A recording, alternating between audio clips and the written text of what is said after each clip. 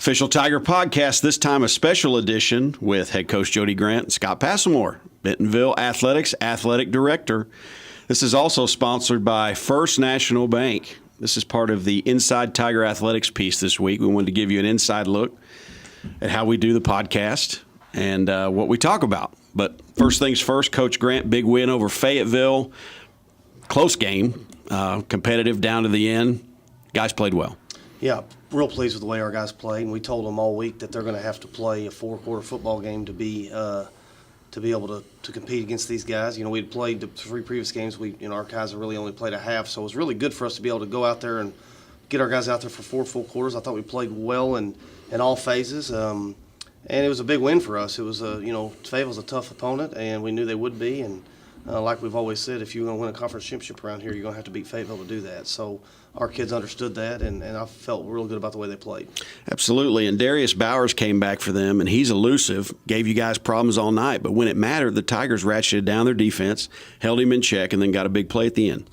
Yeah, I watched him a lot in the pregame. Kind of was a little more hopeful for some limping than I saw. He looked pretty healthy out there to me, and his play did not disappoint. You know, he was a very talented football player out there on the field and did some good things. But, I thought, when we had to, we made big plays and were able to get after him a little bit. And so I'm real pleased with the way our defense played. And, Darius Bowers is a heck of a football player, whether he's at 70% or 100%. He's real good. And I'm glad we got a chance to play them with him. And, it was a great opportunity for our kids. And we've got some players on our side. Harrison Campbell really made a play.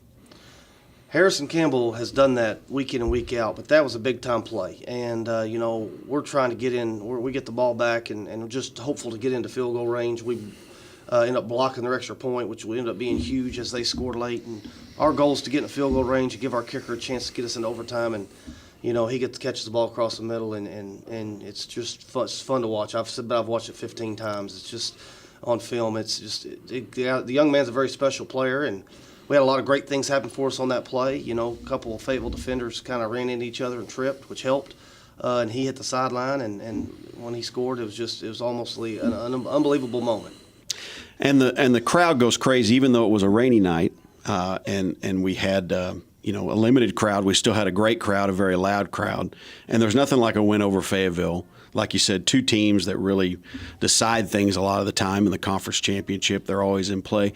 What do your kids feel like after a game like that? I mean, what's the emotion in the attack? I think the kids were obviously very excited, and we tell them it never gets old to beat Fayetteville. It's a team that in any sport, Bentonville High School wants to beat Fayetteville High School as much as we can.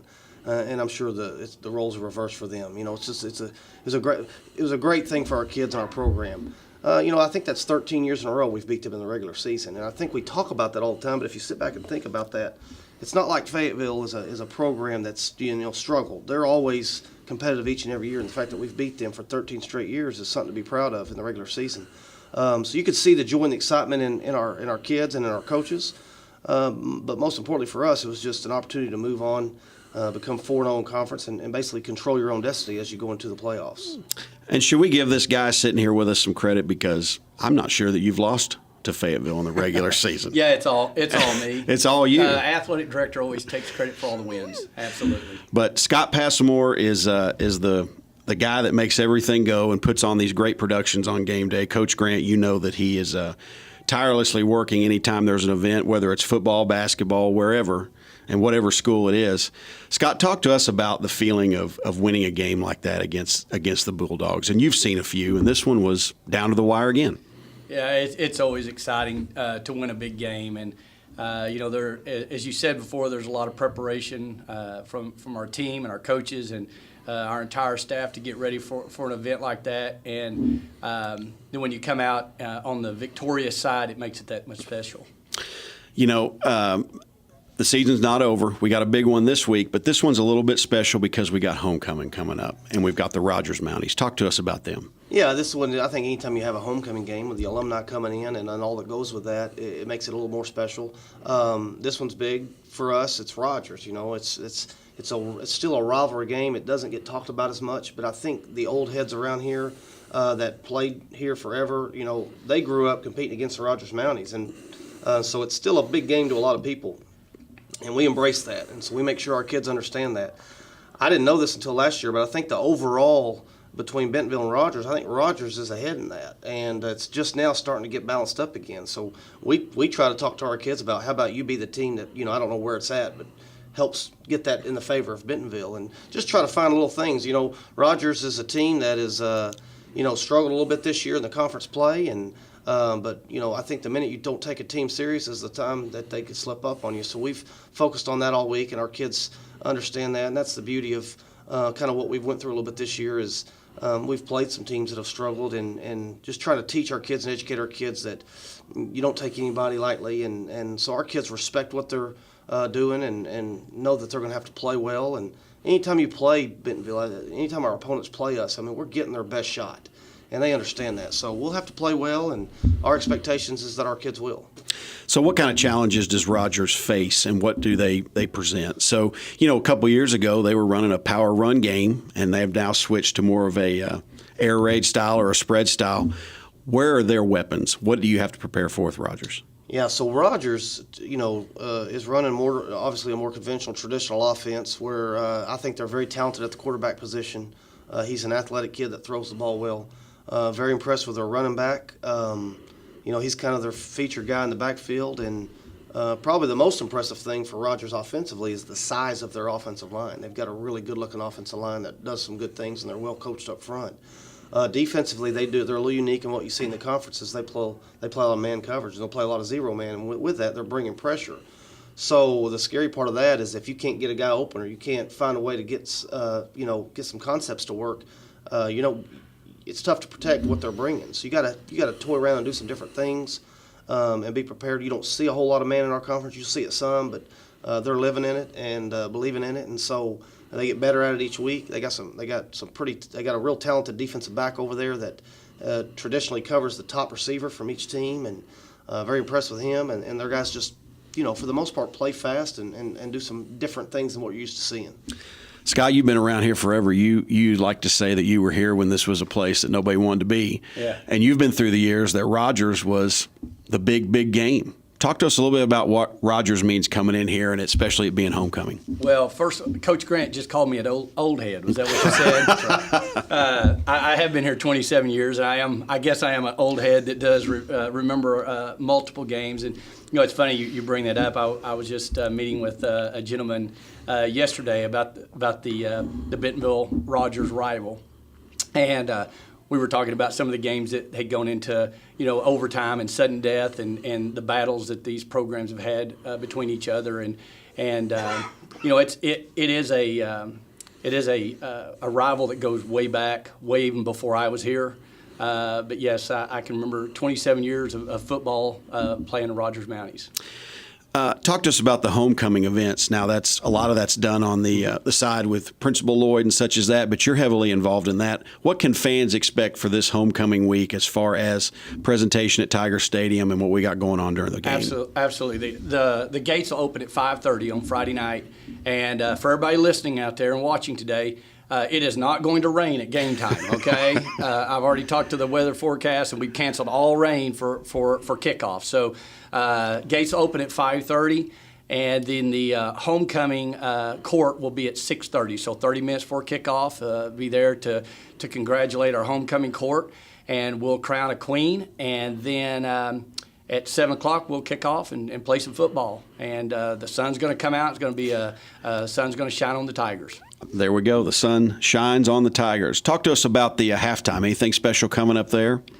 We do have a unique thing that's going on Friday night. The 2008 state championship football team will be back to celebrate their 10-year anniversary of a state championship in football. So we'll be bringing that group out and introducing them at halftime and celebrating their 10-year anniversary. That'll be a big event. I know Coach Lunny has done a special video presentation that we're going to have that everyone doesn't want to miss. But that was a special time in Bentonville football. Coach Grant, can you talk about that 2008 championship a little bit, and specifically how that kind of led to where we are now and all the success Tiger football's had? Yeah, that group, I think, laid the foundation of where we're at and what we're doing now. It was important that they left a legacy that the teams behind them would match. And I'll never forget, Bentonville going into that is traditionally not a great football program, but I'll never forget Eric Ragsdale stood up in front of his whole group and said, you know, we'll be playing on a Saturday this year, and all those kids thought that was crazy because they didn't really think about that.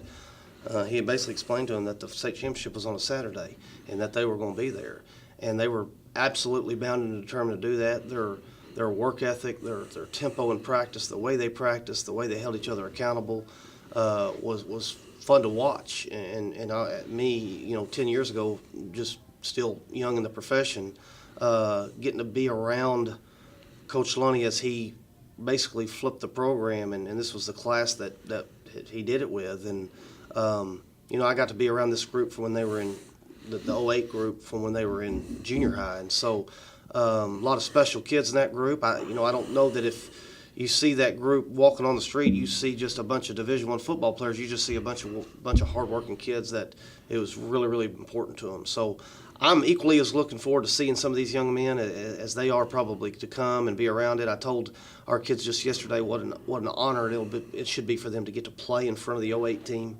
We've had a lot of state championship teams come through here and a lot of really quality football teams come through. The 08 one's pretty special because that was a pretty important time in Bentonville football. As I go back to thinking that's the time we kind of flipped this thing around, and it's a good special group. I've had two of the guys from the 08 team already come back speaking to the team this year, so it's been fun to try to kind of slowly introduce some of these guys to this group this year. Fantastic. Scott, one more thing while we've got the forum. Next week, Bentonville High is hosting a big event, state volleyball. Yes. Talk to us a little bit about that and what the game times are and what the fans can expect, because we'd like to see a big crowd to support our teams. Yeah, the state volleyball is being hosted at Bentonville High School this year for the 6A state tournament, and games will start Tuesday at 1 o'clock. We'll have a 1 o'clock game, a 3 o'clock game, a 5 o'clock game, and a 7 o'clock game on Tuesday. We'll follow the same format on Wednesday with a 1, 3, 5, and 7. And then the semifinals will be Thursday, 1 and 3, and those are all at Bentonville High School gym. And we'd love to have a lot of support out there for all the programs. We've got Bentonville High School and also Bentonville West. Both have qualified for the state event. It's going to be a great event, not only this Friday, but next week during the state volleyball championship. Jody Grant, we've got a big homecoming game against Rogers, got a great halftime presentation. 2008 Tigers and the homecoming queen. Best of luck Friday night. Appreciate it. Gentlemen, appreciate having you. Appreciate First National Bank supporting us, Inside Tiger Athletics, and the official Tiger podcast. This is the OTP.